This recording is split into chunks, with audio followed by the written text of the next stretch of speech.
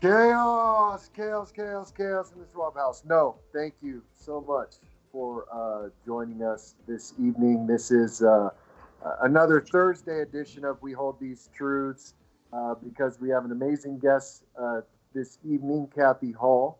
And we couldn't do it this weekend. It's Labor Day weekend. Be out camping and just really wanted to get this story out as quickly as possible.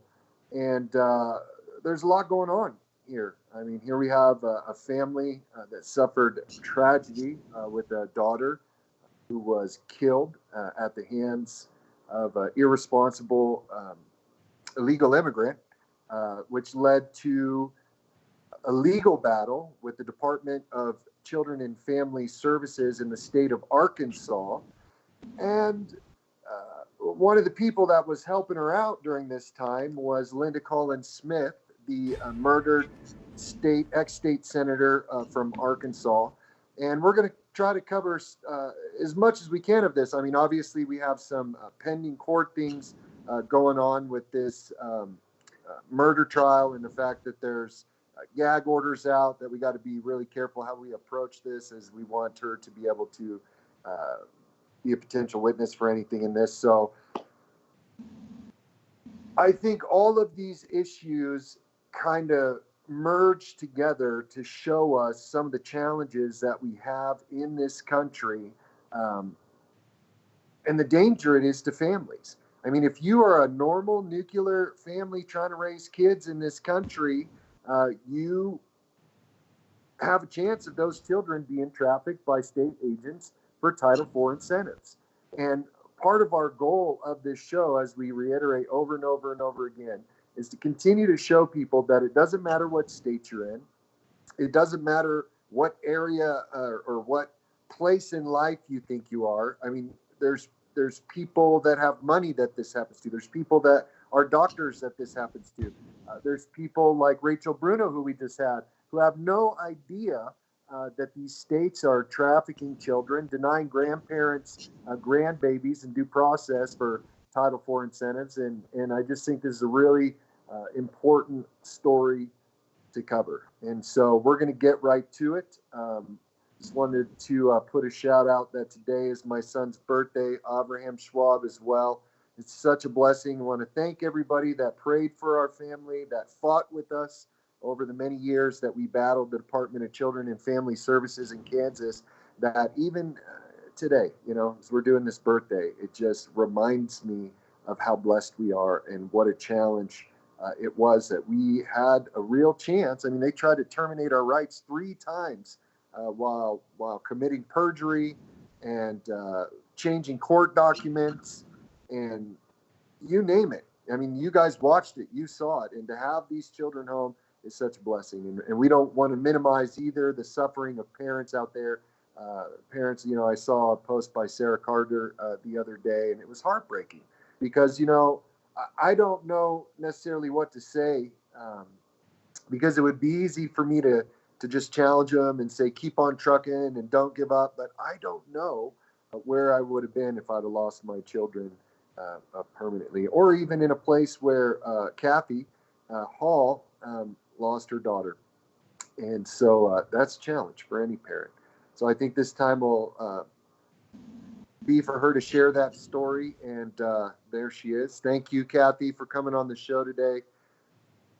And I just want to say we're sorry for your loss. I know it was a while ago, but I'm sure it's still a painful subject, and we appreciate you coming on and being able to talk about these things.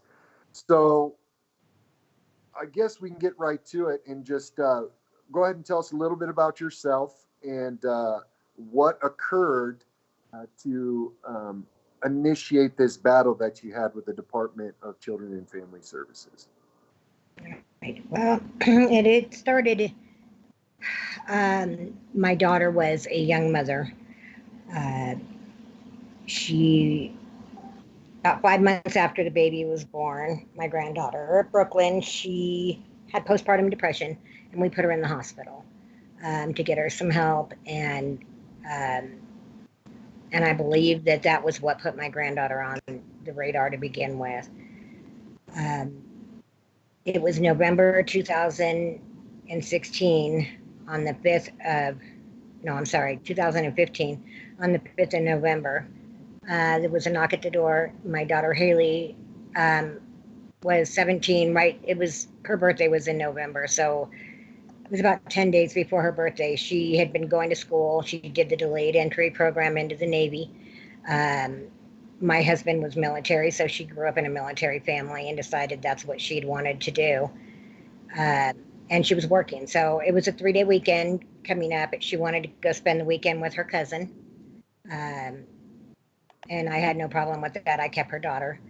But there was a knock at the door, and it was 2 police officers and what they call it DHS in Arkansas, worker there. And she right away said, where's the baby? You know, I wasn't going to tell her where the baby was. I didn't know who she was. And I looked at the police officers and I told my husband to call the police department, make sure that's who they really were. She wouldn't give us any explanations except for she was told that my daughter had left the state and abandoned her child. I told her that wasn't, pardon me? Oh, I said, oh, wow. Yeah, well, so we called my daughter and she got on the phone with her, and my daughter told her, I can be home in 2 hours. I'll jump on a flight right back home. And the lady said, no, you're going to have to go into court and whatever. So at that point, you know, I had been a foster parent in the past here in the state of Colorado, and I had raised 7 kids, and my 4 and then 3 foster children. I was still under the impression that when we got into court, everything would be explained and Brooklyn would be brought right back home. I had no idea what was about to happen. And my husband, you know, at the time, he felt the same way. Well, you know, the police are there, you know, give them the baby and she'll be right home. And Haley had gotten home and we kept calling about a court date and nobody would tell us anything. We just happened to, I guess it was about 12 days later, we went up to the DHS office, Haley and myself, right when they opened. And the normal lady behind the desk, I guess, was running late. Thankfully for us, because the girl that was sitting there looked it up and said, oh, well, you guys have court at 1 o'clock today for her. We had no idea. We walked into the courtroom or into the courthouse and told the bailiff, asked who we were, and we told him what case we were there for. And then he said, hold on. 10 minutes later, he came walking back out and handed us then our subpoenas or whatever there to be there at court. They were going to have a hearing and you hadn't even been notified that this was going on. No. And from my understanding, they also had one within 72 hours, but did not notify any of us either. Oh, after they took the child, which we've seen this on multiple shows, and we had Cindy from Colorado, whose disabled son. They had a whole different case number where they were operating and having hearings without her even being aware until somebody in the office actually leaked to her, hey, they're actually having hearings without this other case. Very common practice for them. And then they'll just put in the court record, you didn't show up. You didn't care about this hearing. So you guys find out and you get into this courtroom, and that's when they decide to serve you. Yeah, yes. Right before we walked through the doors of the actual courtroom. We were in the courthouse, but we hadn't gone in the courtroom yet. And that's when they served us in. We went in and we were told there was allegations of abuse and neglect that had been made, and which were completely false. At that time, you know, they said they were going to have another hearing and they were going to do a parenting plan with my daughter. For us to go in with DHS and have this parenting meeting, or I can't remember the name of it, but we went ahead and hired an attorney at that point, and got ready for the next hearing. When we went into the meeting, I went in with my daughter. They wanted me to leave, and I told them I wasn't going to. I should back up a little bit. When we finally got into court, it was on the 17th of November, so it was 12 days later. Her birthday is on, I'm sorry, it was on the 16th. her birthday is on the 17th. So we were in court the first time just hours before she turned 18. The next hearing, and when we went into the meeting, she was 18 years old. But I did stay in there with her, and the first thing that they have on the paperwork is adoption. It wasn't reunification. It wasn't, this is what it was talking about adoption. And my daughter started crying, and I, said at that point, adoption is not an issue. Why is this even being discussed at this point? They right off the bat did not like me. I refused to leave my daughter's side. I mean, she was very young. I wasn't going to. Would they Now, set up did visits? you ever find out who called DCF? Was it an anonymous report? Did your daughter have previous history? And you don't have to go into too much if you don't want to, but what do you believe initiated them starting this process? Well, I believe it was when she went in the hospital to begin with for postpartum depression. Okay, that Uh, they flagged her or something.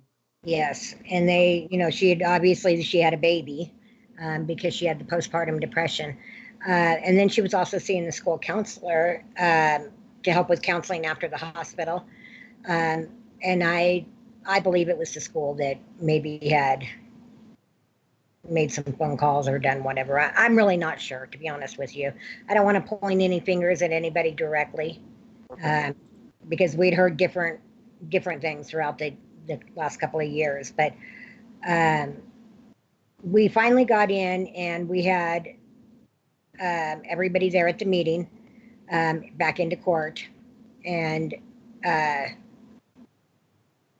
the attorney that we hired had the investigator on the stand.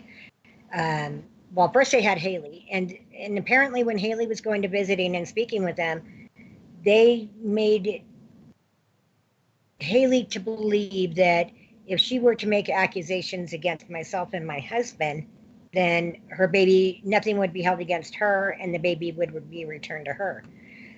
Um, so when we got into court and we had the worker there along with the investigator that removed her, um, they started, my attorney, they started making these claims that Haley was saying that she had been abused, and so they got Haley. My attorney had called Haley to the stand and asked Haley about what they were saying, and she started to cry, and she said, I'm not going to lie. My mom spanked me on the bottom one time, and it was one little swat on the butt when I ran in front of a car. But any other than that, I've never been spanked my whole life. I've always been put in the corner. And I know that this is what they wanted me to say, but I'm not going to make these stories up about my mom. At So that point, I was floored. did you have custody of the baby at that time, or was the child in foster care? She was in foster care still. Okay, but you were trying to get this child back, and so DCF was trying to get your daughter to initiate some kind of complaint against you or testimony against you, probably so they could disqualify you as kinship placement, which they often do. And your daughter gets up, says, "I'm not going to do that." Um, Yes. then, And go ahead. we get the investigator at that point that showed up at my house that day and removed Brooklyn. Um, my attorney has her on the stand, and they started asking her questions and asking if she had, was trying to persuade Haley into saying these things. Of course, she said no. Asked if she had made any claims against us, and she stated no. She lied through the whole thing, and at the end, my attorney pulled out the paperwork that we had received in the mail from CPS, and it showed everything. All the accusations, she had made everything. So she lied. She was caught lying on the stand. She lied about why she removed Brooklyn. She had written in the paperwork that uh, we didn't have any utilities and no food in the house. Well, she never stepped foot in my house, and it wasn't true. My husband's retired military. We get paid once a month, and this was right after the first of the month. We brought in our bank statements that showed how much we had just spent on groceries. We brought in letters from the utility company showing we had never had utilities disconnected. Um, she lied about everything, but at that point, they still did not return Brooklyn to Haley. Was there any consequences for the perjury that this social worker was committing? She was fired. She was no longer an employee there. But Uh, she wasn't criminally charged. no, Okay. no, she was not. This was on a Friday that we went in and all this happened. And well, at the end of the court hearing, and the judge was yelling in the courtroom, but at the end of the hearing that day, she was asked to stay in the courtroom. So I don't know exactly what happened once we had left, but I do know she was no longer an employee there as of that day. We were in court that day. I think it was, and I think we finally left out of there about 4 o'clock that afternoon. Well, they told Haley that they wanted her to be able to financially support herself and her child without any help from us. Um, and they wanted to see that she was able to do that before she brought Brooklyn home. I don't understand why that was even an issue. There has been a lot of families that have helped with the younger mothers to until they're able to do it on their own. We had no problem with it. Um, Haley ended up dropping out of school, and um, she started stripping to try to make enough money to take care of herself and her child. When I found out about it, and I was devastated. She said, "Mom, what am I going to do now? I have to drop out of school so I can make enough money to get my baby back. There's nothing I can do that's going to make enough money to pay rent, pay for utilities, pay for childcare. There's nothing I can do. Short of going to college, and by then they will not give her back to me." And I was devastated. And within a month of that time period, my daughter, who had always done everything right, was now on drugs from a guy that she met at this strip club. She was not at home. She had never been away from me for more than a 3-day weekend her entire life. Um, and now I wasn't hearing from her at all, and we went into court again at the next hearing. I begged the courts to help and to intervene. And I asked for a CASA worker because here in Colorado, when I was a foster parent, we had a CASA worker with the kids who was wonderful. I mean, they really went out of their way and they were great. Um, the judge put in an order for my daughter to go to rehab, and and then to return back home with us. Well, now that they've destroyed her life and her life has gone downhill, now they're telling her they want her to be back in my home for us to be helping her. Um, and I mean, I couldn't believe what I was hearing. After you've done all of this, you know, um, but they had done a hair follicle on Haley, and it came back that we were told that she came back with um, drugs in her hair follicle. Well, at the end of the hearing, they gave us all paperwork with everything on it, and somebody messed up and handed my attorney the correct paperwork. There had been no drugs in my daughter's hair follicle. The hair follicle was done before she started stripping and met this guy, but they claimed that there was. No, there wasn't. We have the original results. They were changed. 12 minutes after they came back, there was to negative on everything. A new result was done up, and it showed positive. Um, I did not understand looking at the paperwork what it meant in the beginning. I just thought, okay, what, one hair was positive, one hair was negative. I mean, I had no idea what I was looking at. And when I finally brought it to my attorney's attention, she couldn't believe what she was seeing either. Uh, Haley subsequently, well, we asked for the CASA worker, and then we had visits with Brooklyn. Um, I guess it was about 2 weeks later I called because nobody had contacted us from CASA. And I called up there, and they said, well, they had, um, they didn't have enough workers to cover the caseloads. They had a new group of workers coming out of schooling in the next couple of weeks, and we would have one then.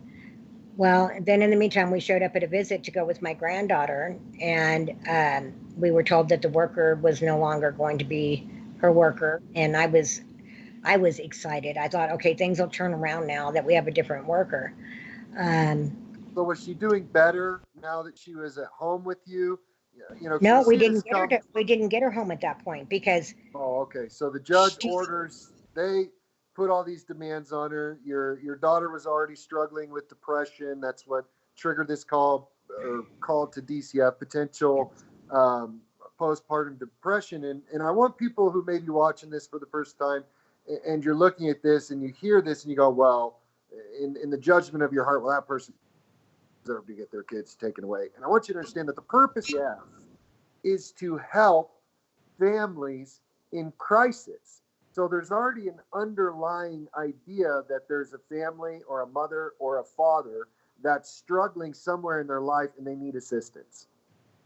Unfortunately, what happens is because these agencies have become these machines of child trafficking, what they do is everything they can to victimize further vulnerable people. And who knows why your daughter made those choices? Nobody can really judge her life in that aspect, but they force her out of your home. And then she's put in a predatory environment, and then they want to put her back in her home. So all this is going on. In the middle of that, we have this child that has been isolated from their family with an agency that's supposed to be providing care and support and life skills to this mother, and they're obviously failing.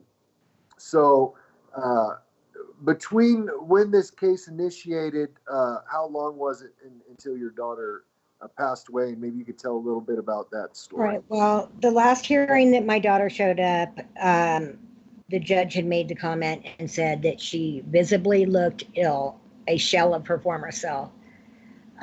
Costa had, in the meantime, come out with us, um, but was not very nice with us and was very short and judgmental of my daughter. And I had made the comment about the worker, um, that we had just been given another worker. Well, come to find out, the worker actually quit her job at DHS, went to CASA, and trained our new CASA worker.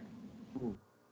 Um, Which yeah, they do a lot of too. I mean, we have in Kansas where they took our kids, the former director, now they've put over to be a director of youth suicide prevention. And when these people start getting fired or creating something in the public light where they're busted, they'll shuffle them to another state, another agency. A well, lot it of these wasn't private. that. It wasn't that. It was this lady. We were her first case as a CASA worker, but the DHS worker that was against us to begin with trains her.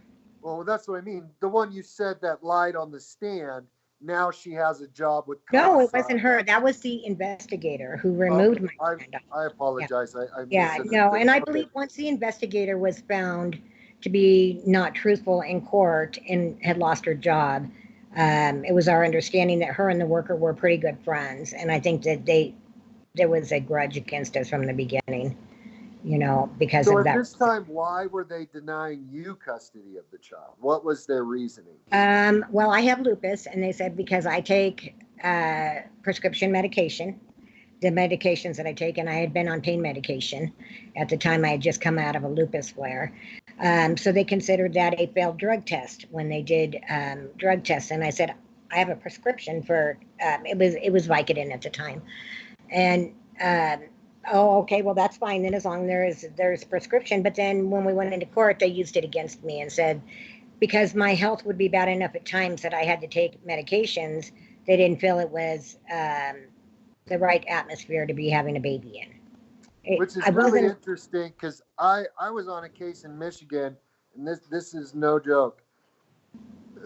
The mother was accused of breaking the arm of her daughter, but her daughter was in care of this woman that was on 15 different psychotropic medications. And when that was brought up in court, because in Michigan it's open court, you can go in there and listen to these cases. The judge said, oh, I don't see any issue with that, even though they still hadn't determined how the child got their arm broken. But here you are, prescription to Vicodin, state of Arkansas.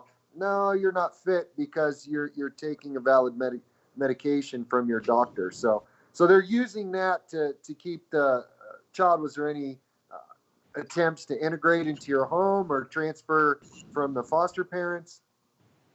No, they never made any attempts. We had visits with my granddaughter, But at that last hearing, when the judge told my daughter that she looked like a shell of her former self, afterwards she called me to the stand, and I begged the courts then. I said, please put her into rehab. You have a court order. She hasn't done it. Please, before she ends up being killed or something happens to her. And that was the last time Haley was in court. It was November 6th, 2016, 1 year and 1 day from the day they originally took Brooklyn. I had been waiting. Haley was doing a lot better. She was waiting for a bed at rehab. We gave up on the courts trying to help her. I had called up to CASA and to the worker when she agreed to go into a rehab program, and asked them if they could do the paperwork, and because she would, if they sent their referral over, she would get in sooner. Pretty much. And she, was finally at that point where she was ready. She was dealing with things. She'd been sober for a few weeks, and, things were turning around for her. They wouldn't help us, otherwise she would have been there at the time. But it was November 6th. I was waiting dinner on her, and I spoke with her, and I told her she was going to be late. It was a Sunday.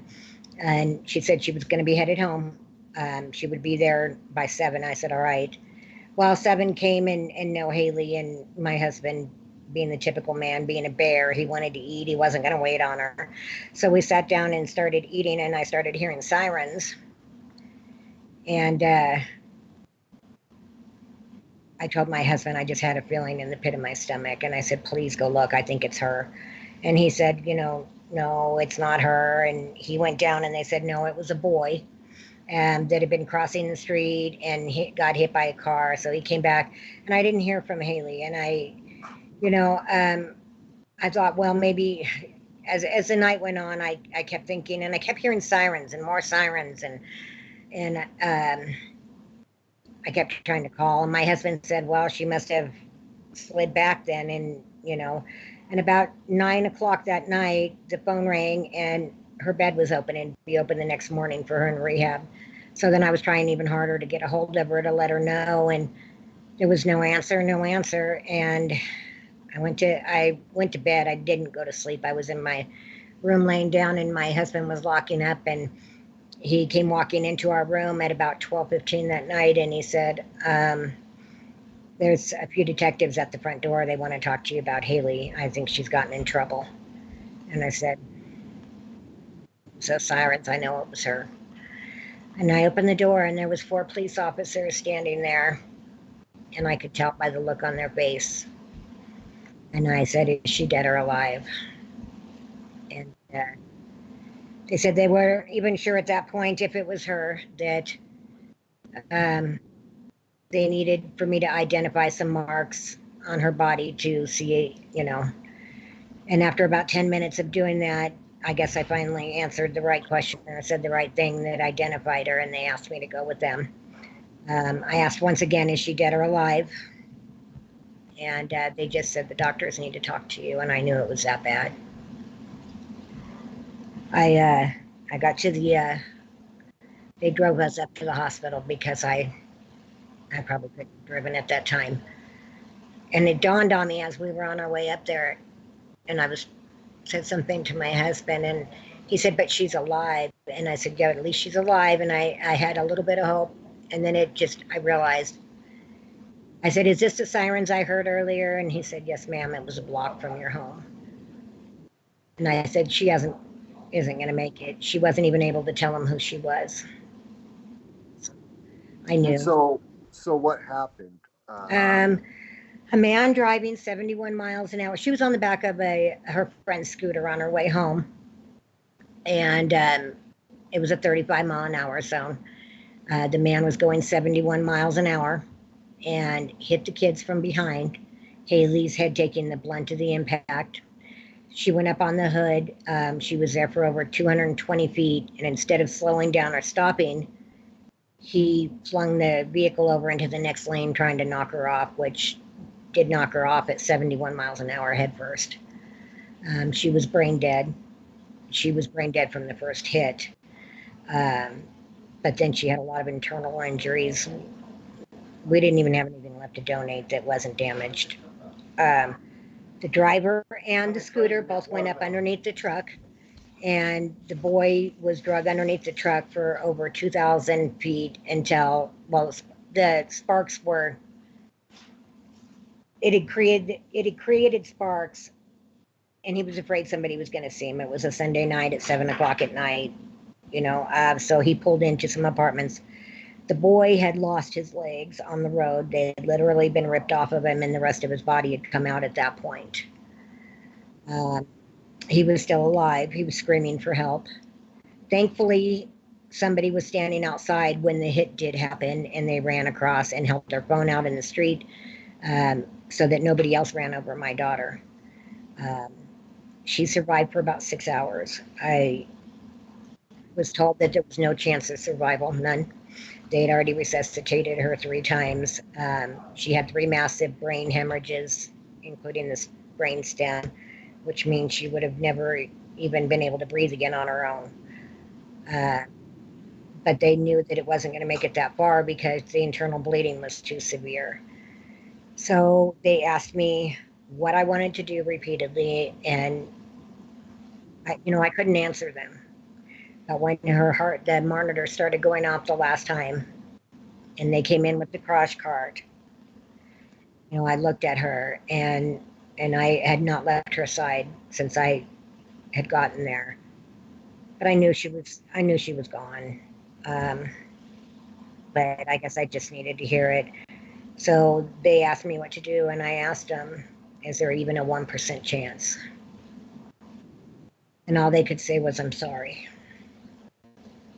Uh, so I promised Haley that no matter what happened or anything else, I would fight for justice for her, and I would bring Brooklyn home to be happy and healthy and know who her mother was.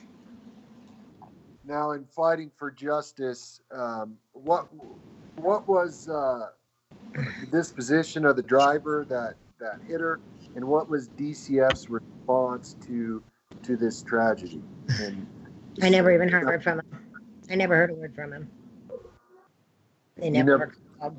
They never came around. I didn't hear a word from any of them. Um, I went in and spoke with my attorney. Well, let's go back to the man that had hit my daughter had not only got out of the truck and hidden it, but he left the scene. They'd been looking for him for 2 days. Uh, it was election day, 2016, and I turned on the TV. I'd been trying not to watch it because the press had been everywhere, and I just wasn't ready to talk to anybody yet. And on one side of the TV, when I did turn it on, was a picture of the man who killed my daughter with, the thing going across that they were looking for him. And on the other side of it was the election results coming in for the president.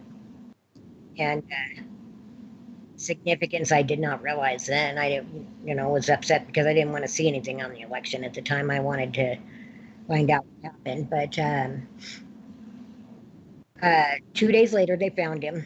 I got a phone call at about 4 o'clock in the afternoon. Well, no, it was about 3 o'clock in the afternoon, and they informed me that they had found him. They didn't want me to see it on the news. They wanted to let me know before they got a hold of it. And about an hour and 45 minutes later, the phone rang again, and I was told that they released him on bond. Oh wow. I was in shock. I mean, I've never heard of anybody killing somebody and getting out on bond an hour and 45 minutes later. He hid for 2 days. I couldn't find him. I mean, how was he not a flight risk? I knew he was Hispanic at the time, and I had asked about his citizenship because I did not want him to leave the country if he was not here legally. And it's not that I'm prejudiced, because I'm not. And my main concern was getting justice for my daughter, like I promised her. So we went and saw my attorney, who informed us that this is his words. He said, it's really sad that your daughter had to die for your granddaughter to come home, but the state has to let her come home now because your daughter is no longer a threat. She's no longer in the home. And I said, well, I'm afraid these people may try to adopt her. And I was told that she was considered, Haley never lost her rights to Brooklyn. They hadn't even started to remove her rights at that point. But so we were told she was considered part of Haley's estate, and that it would be taken out of the judge's courtroom, which I was happy about, and put in with the estate, the settlement of the estate and everything, because there was vehicle insurance. Um, so we went ahead and we got the court date for the middle of January. Went into court, sat up at the front table like you're supposed to when they call your case, and the foster family had shown up, and they had brought their whole family. And I told my husband and my attorney, they're trying to adopt her, they're trying to keep her. And they all said, no, no, no, no. Well, as we're sitting there, we're not addressed a single time. Like, we're not even, don't even exist in the courtroom. They had made the comment about Haley's passing. They wanted to know if anybody had the birth or the death certificate. Um, and then the worker asked me if I had a copy, and I said yes, and I handed it to them. But that's the only time that anything was ever said to us. They kept asking if she was adoptable. They removed the rights of the father at that time, who had not been involved in her life. Uh, they said that he had signed up to, or he had filed for custody of her, but withdrew it 10 days later and never heard anything else from him. So they removed his rights. And I kept writing on the little pad of paper there to my attorney, why are you not saying anything? She's not adoptable. And at that point, he kept saying, well, we'll be heard next. We'll be heard next.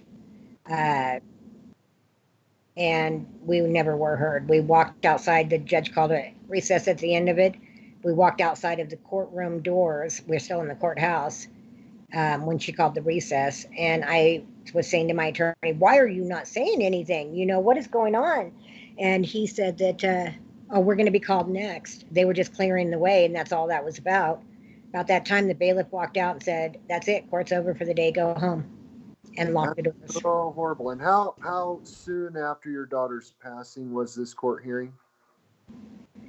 She died on um, early morning of November 7th, and we went in on, I believe, the 18th of January.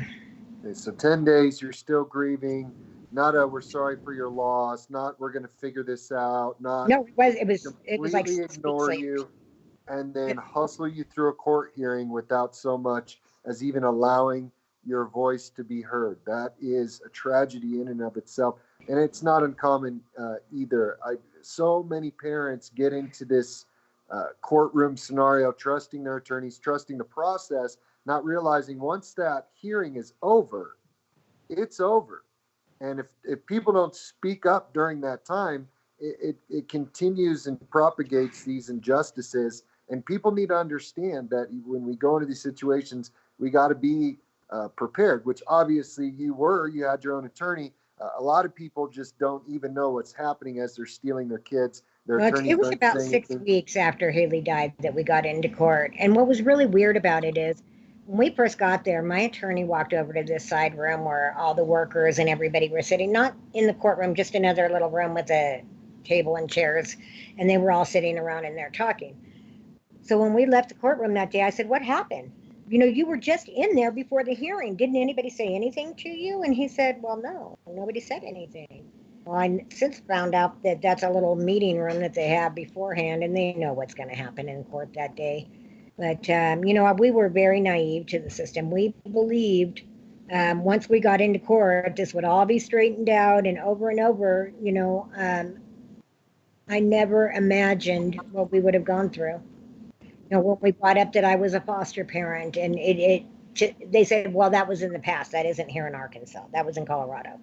Um, Nothing seemed to matter that we did, nothing. And my husband has PTSD. He was in the Army for 26 years. He's a retired Purple Heart veteran. He was hit in Iraq. And they even had said something about the PTSD and it not being a safe place for my granddaughter with him having PTSD. You know, and we were anything that they could use against us, they did. Sure. But so nothing happened that day. There was no adoption done, and we were still told that obviously we fired my attorney on the spot, but we had hired another attorney who filed the paperwork. And now, also in the meantime, we're in the middle of a open murder investigation on my daughter. they it was 6 months after that court hearing that we were still waiting. We'd been waiting 2.5 months for another court date. We had a hard time finding another attorney in the town that would take the case and go against DHS and this judge. Nobody wanted to take it this far along into it with everything that happened. So I knew the name of the family that had my granddaughter, and I put their name in Facebook, and I was so excited to see a picture of my granddaughter. So excited. Um, So they and I'm weren't doing giving you visits or anything? nothing. Wow. So I see this picture of her, and I'm all excited, and oh, she's gotten so big, look, and I finally, she's standing there by a sign, and I blow up the picture on my phone, and I finally look over at the sign she's standing next to, and it says, "It's Adoption Day. I'm now Brooklyn Manning." What? What? That's how I found out. So they adopted your granddaughter out while you were grieving without your knowledge. And I know we talked about some of this. What was your reaction? I mean, how does one I, you know, respond? I fell to the ground, and I was screaming and I was crying. Nobody was home at the time but me. Um, it was like Haley just died all over again. I remember screaming at God and telling him that he didn't exist. And I remember being angry. And I, I don't even know how to tell you I felt. I remember yelling to Haley and looking up at the sky and telling her I failed her. That it's hard. It was hard. Now, is this when you reached out to Senator Linda Collins, or Well, what occurred through after that? through Did you all get a new okay, court hearing? at that point when this happened with Brooklyn, I started contacting different legislators. I wrote a letter to almost every, or an email to almost every single one there in the state. And I Uh, bet they almost every one of them ignored you because that's what they do. well, no, actually there was two different ones that promised to help, even went on a news interview with me, and at that time they were only going to give the man that killed my daughter probation. Oh, wow. Uh, and so I had to fight for charges for her. We ended up getting a second-degree murder charge that was pled down eventually, but and out of 17 years, he will serve 2 years before he's paroled and deported. We were lied So, about. he's an illegal immigrant. He kills your daughter, runs. They find him, and hits somebody speeding 35 miles per hour or 70 miles per hour, 35 mile per hour zone, and they want to give this individual probation while they're trafficking your granddaughter out of DCF custody. And so he got 17 years, but he said he's only going to have to do 2, and then they deport him. Yes, in the state of Arkansas, they only do 1/3 of their time or 1/8 of their time, I believe. But it's 41 days a year with good behavior, whatever. He ends up doing a little over 2 years, and his projected release date now, parole date, is um, February 7th of 2021. He wasn't even sentenced till the end of 2018 to begin with. He was free that entire time. So in the media, they go, 17 years, we got this guy. And then 2 years later, they're shuffling him out the door because people don't Oh, realize they don't yep, even have to do the time. That's horrible. yep. And they sent him to a farm with 200 other prisoners where he can walk off at any time. That's all that's there. It's the lowest security place that he could have been at. Um, and then when I started going to the press and went to Washington, D.C., that changed, and now he's at a medium security. Now, the worst part of it is right before the trial was due to begin, which it didn't, they ended up cleaning it down. Um, they allowed him to marry a U.S. citizen. And, and I believe it had to do with the fact that they wanted to be able to say, well, he's not a U.S. citizen, but he is a legal permanent resident. But he wasn't when he killed my daughter. I asked repeatedly for ICE to be contacted to make sure this man didn't run and leave the country.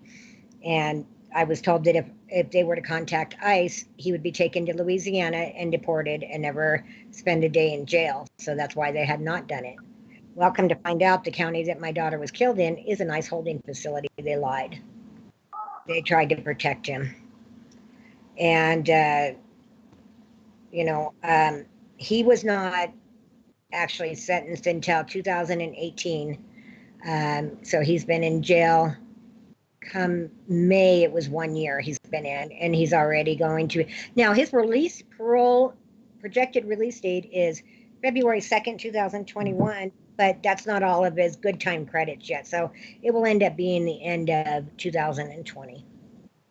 And that was required that you have to go to DC and get on the media and shake some things up. Did the media even try to address the fact that you were also fighting for your granddaughter, or were they You ignoring that know, part? I had another attorney again by then. The last one never even got into court because the adoption was done. Well, he had filed some paperwork for a intent to reconsider. The letter that we got after the adoption was done and after I found out about it and called my attorney and he got a hold of the courts, it was 3 weeks after they did the adoption that we'd gotten a response back, and it said that I was mentally unstable since the death of my child. I had not seen the judge in 6 months, and no, it was actually 9 months, and I had never had any mental health issues. Um, when I did see her that January, like I said, we were never addressed. We were never allowed to say a word in court. So at that point, I thought, okay, maybe there's something wrong with me. We did do the intent to reconsider, and to this day, we still have not had a response to it. Nothing. Um, I had a couple of state representatives promise to help and do this and that, and of course, nobody ever did anything. So it was not long after Brooklyn was adopted. Um, a mutual friend of mine and the senators had written to me on Facebook and said, I'd really like you to talk to the senator. You know, she's different. And I said, I've heard it all before. You know, they'll listen long enough to sit there and shake their head, and that'll be the end of that. Well, I had written something online one day on Twitter and said something about um, being upset and about my granddaughter. And she wrote to me and commented and said, um, this isn't very difficult. If you want help, pick up the phone and call me, and put her own personal cell phone number out there. And I look back at it now, and I mean, it was typical. It was typical Linda. But I thought, oh my gosh, this lady's crazy putting her number out there like that, and she's a senator. I better call her. And I picked up the phone and I did call her, and I told her the story. She'd already been told about me and about what had happened, but not, so much details. She told me she wanted to look into it, and I said, I know it sounds crazy, and I feel crazy telling people about it. And she said, nobody could make this stuff up. Let me do some checking. About a week later, I did hear back from her, and she had called me and said, I looked into everything that you told me, and it's all the truth, and I want to help, and I'm not going to stop. She said, I just lost the reelection campaign, but I'm still in office now, and we're going to try to get all of this done before the end of my term. And we became very, very close and talked every day, including the day she was killed. But And so she was in there initiating, trying to help get your granddaughter back. And so to date, um, you do not have your grandchild. no, I don't.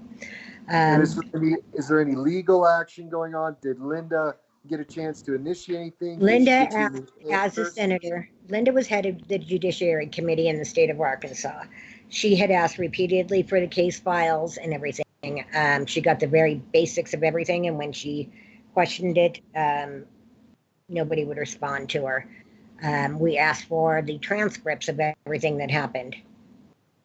The transcriber, the person that does the recording, apparently has misplaced everything. They're unable to find it. This is the same judge that was involved with the 19 kids and counting The thing Duggar that family. happened. Yes, and that the records were destroyed on that case. This is the same judge in the same county in the same state, and So now all this of a sudden, courthouse has a history of getting rid of records that are uncomfortable for them. And so to date, you still do not have any nope. legal transcripts from this, and they're clean. So when they're saying it's missing, what do you have an attorney that's on the case? Have you tried to sue to get the records? What kind Well, of legal we action have right you been taking? now, I mean, everything has happened so fast. I had joined forces with Angel Families and became one of the Angel moms um, with that, and then everything was going on with Linda. We were trying to get everything, and in the meantime, while she was working not only on my case but some other people's cases, um, it kind of came full circle for her and involved her family, her ex-husband. Um, she had found out some things about him, and and then she was killed, and it just no. Right now, we have nothing. We did find out that the father to my granddaughter had actually been told that my granddaughter was going to be placed with me. That's why he dropped out of the custody. Wow. And Uh, so, what are your next? So, between the time when Linda began to help you in her murder, how much time elapsed between that, and what kind of digging was she doing? You mentioned something about her ex-husband, who I read was a former judge, Judge Philip Smith, that apparently uh, during their divorce, which was pretty vicious, that he was actually removed from the bench and said he couldn't practice law anymore. What kind of scandals were involved in that, or what kind of things did she believe he was engaging in? well, she believed that he was engaging with things with underage, with minors, with sexual type things. She'd been looking not only into my case with DHS, but there was a lot of money missing from DHS, and that she'd been trying to locate. There was a lot of corrupt legislators in Arkansas. Um, there was some other cases that some other children had been removed, and to this day don't know if they're dead or alive, and where they've gone to. I can't talk a whole lot about that part of it. That anything that goes back to what could be used with her in court, and I've been there, and I want to make sure her family has justice. But I'm going to tell you, Linda was a very honest woman. She was a very spiritual woman, and she believed in doing the right thing, and she was trying to do the right thing when it came down to all the corruption and the children being removed from the families. And uh, I believe it's part of why she was killed. I was with her up until just days before she was killed. We did some interviews together, and we were talking about DHS, and our next interview was going to be on a Friday, but she lost her life on a Tuesday, and we didn't make it that far. But I know that she was fighting for me, and I'm going to fight for her. I just want to make sure that the right people go to jail for this crime of killing her. Uh, and I believe that my honest opinion is, and she had told me just days before she was killed that if anything were to happen to her, that it would be over her ex-husband and the DHS issues, and I believe that. And what connection, and maybe you can or can't answer this, but the individual that's arrested, obviously she's claiming that she's innocent. Um, there's some video apparently of her removing security cameras from inside the home, but that's about all that I've been able to find so far. Uh, what do you think made them target her? She's proclaiming pretty loudly that she's innocent. Do you think it's a bigger group of people, potential cover up? They also gagged this case very quickly, which I understand if you're trying to give somebody a fair trial. You don't want a lot of stuff leaked to the press, but there was a time period, and we'll see what happens with this video, where anything even posted about Linda Collins Smith was being removed from Facebook. It was being shadow banned. It was being kind of, people were actually receiving suspensions for posting stuff about it. That's weird because I never did, and I put videos up of us. That Um, That's interesting. There was actually an article written. I wish I would have pulled it up. That Facebook was sending warnings to people that were posting things. They were shadow banning uh, any articles about that. But we'll see what happens in this My video. Facebook profile picture, even prior to Linda's being killed, was Linda and I in front of the White House. That wasn't something that was put up because of her death. It was there beforehand. Well, that's Uh, good. I hope they don't censor. I hope no, they they don't haven't censor so this far. But video. I don't do a lot of I don't do a lot of the Facebook and stuff on there. I do with the politics. I have family on there and my other children, and it's it gets hurtful some of the comments that are made. So I try to protect them with that.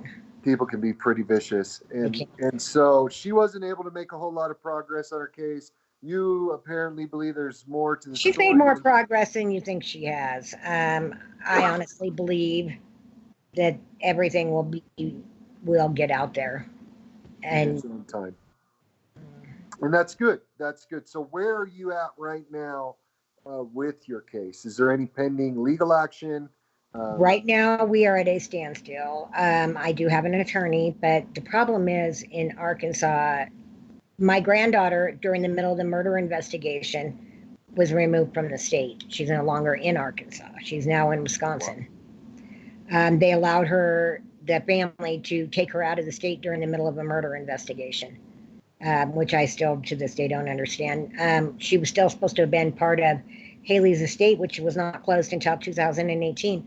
The problem is we have been through 4 attorneys, and nobody wants to go. When you have one um, family judge in the entire county there, nobody wants to go against that judge or DHS because they won't win any more cases. Right. So, that's part of our big issue. And not only that, but it's been a question now of, since she's been out of the state for a year, who uh, who has jurisdiction on her, and trying to find an attorney. My husband is a disabled veteran, and you know the expenses from the funeral, which, by the way, we were not allowed to even ask for restitution from the state of Arkansas. The man's fines were all of $280, 30 of which were his DNA results. So between a funeral and 4 other attorneys and all that, we cannot afford to keep going from attorney to attorney to attorney without losing our livelihood, and then not having any way to be stable to bring her home. And that's one of the big issues that we have seen over and over, is they wear these families down financially until they have run out of resources, and there is nothing left to fight for these kids with, and it's a crying shame. um, so at this point, we have got to find some kind of a federal attorney that can get us in with whoever to get this file. We don't even know what to do anymore. We're not bad people. The family that had my granddaughter last October had actually emailed me and left a message saying, we would like for you to write Brooklyn letters. Uh, we'll decide when she gets to read them when she gets older, and we'll tell her the circumstances, and we know how much you all love her.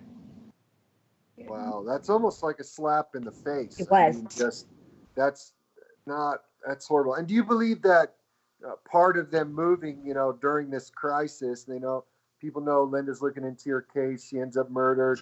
And then this family moves out of state. Do you think part of that moving was to remove the child from your jurisdiction, or was it just I them don't something I they don't planned know. to do We've anyways? talked to multiple attorneys that have said that legally that she should have never left the state. We still have not have been satisfied that everybody involved in my daughter's death has been accounted for at this point. There's still a lot of things that don't make sense about her case. Um, and I can't get into much detail right now about that one either. But I mean, to allow them all of this to go on, when we got the papers from the court saying that um, I was mentally unstable since the death of my child, this is coming from a judge that has not seen me in 9 months. And when she did ever see me, I never lied on the stand. I did not try to cherry coat anything going on with my daughter. What was I she basing that? Did she have a doctor's report? Because a judge is not a doctor, so how could a judge make a She did. clinical determination about your mental health? I had never seen any kind of mental health professional. After that diagnosis came in, I went and I signed up and went in and asked to speak with somebody and asked also for grief counseling because I was, still very, very emotional. Um, I And had been this is a seeing, small county, right? Really, yeah, really same, one. same, Okay. yes, and so same county. I went in and I had been seeing the counselor there for about 6 weeks. When I was asked to go to church, if I was asked if I would like to join him and his wife for um, a holiday program that they were doing that his church was doing. I was then asked to be an inspirational speaker at the church on how I had gotten up and was fighting for justice for my daughter and so forth through the church. And I said, so is there something wrong with me? You know, with what my reactions or something that's going on? And he said, absolutely not. I was completely sane and an inspiration. And yeah, there was no medical evidence for that. Well, and even the plain case is this: a judge cannot make a clinical determination of somebody's mental health. They have to have some foundation. But that's the problem with these courts is they're secret. The judges have no accountability. They manipulate the court process. They have hearings without families being represented properly or present. And this has to change. Here you are, you lost your daughter, lost your granddaughter, lost a friend that was trying to help you out. Not could all be connected, maybe not. That's all going to be determined over time. But how can people help you right now? What are your next steps if people want to get behind you? And what would you like to see happen, reform in your My organization? biggest thing is right now is finding um, an attorney that is willing to help with the case. I mean, we have no problem with paying an attorney. It's trying to find one that can get the job done and really get into this. Every day that my granddaughter is gone, it's going to be that much harder to bring her home. I made those two promises to my daughter, and that was to get justice for her death and to take care of that baby. And so far, I don't feel like I've gotten either one. And I'm Well, never going to quit. I'm never going to quit ever. And it's not just my granddaughter and it's not just my daughter, but I want to make sure that this does not happen to any more families out there. None. Nobody should have to go through what we have. Nobody. no, and I really, really appreciate you sharing this story. It's very intimate details about your life, and I just really would like to challenge people that we as Americans are responsible for how our fellow citizens are being treated, and that's why we believe doing these interviews is so important because this is a real human being. Kathy is a real human being suffering tremendous loss, and I'll see these people on Facebook, Kathy, and on other social media, and they're like, "Oh, if this really would have happened, you'd have a lawsuit, you'd win $1 million, and oh, the FBI would step in." And I'm like, "You clearly have not been engaged in these court systems, where what does a person do if the people that are tasked with holding other people accountable that are not obeying the law, that are not doing your jobs, they don't do their job, or worse, they're in collusion?"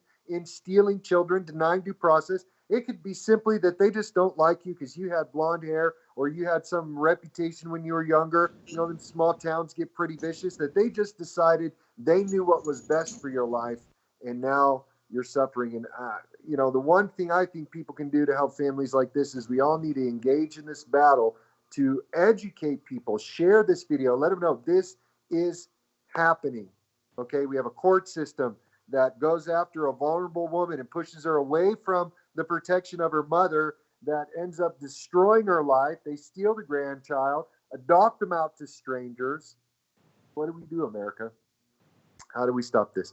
I'm gonna have to go, Kathy. It's been wonderful talking to you, and really challenging at the same time because I can't imagine what you've been going through. I applaud your courage, and I don't say that lightly. I've been in the battle on a different way. I know those nights when you don't know what's going to happen with your child, not necessarily my grandchild, but just the uncertainty of everything that's happening, and the violation that we feel, that who are these people to come in and take my family unjustly and traffic them because somebody else did you ever, and just as maybe a final question, did you ever find any connections to why this particular family may have gotten your granddaughter? Was there anything shady about it, or do you think it was a random event? I don't want to put too much out there about it, but it was a shady event. Okay, and that's fair enough. It seems like there's a lot of that going on, and I wish you could share more, maybe as things develop in the future, and you have more liberty to speak about the full issues of the story.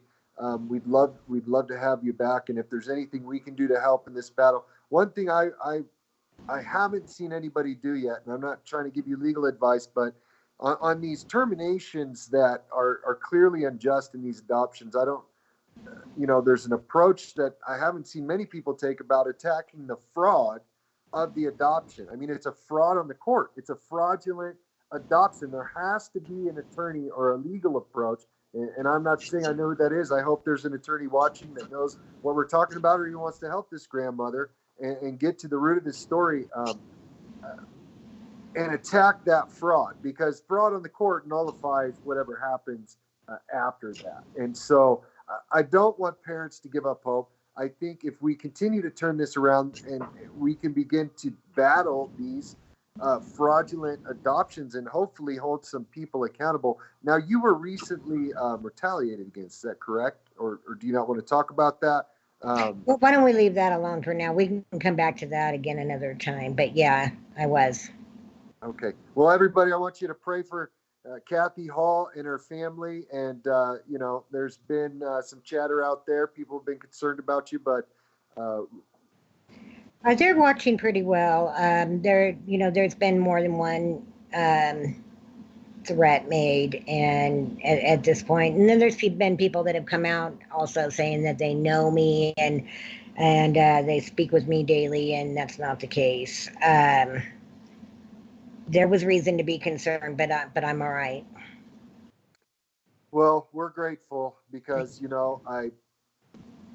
I want to see you get your granddaughter back, and I want to see you get the justice that you're trying to seek for your daughter and your family back together with your granddaughter. And so we just encourage people to pray for you. Is there anything you want to close with, or anything you want to say to I anybody? might just say God bless you and to all your viewers too for listening. And I don't feel that anything is going to change in this country until we all band together and we make the changes happen.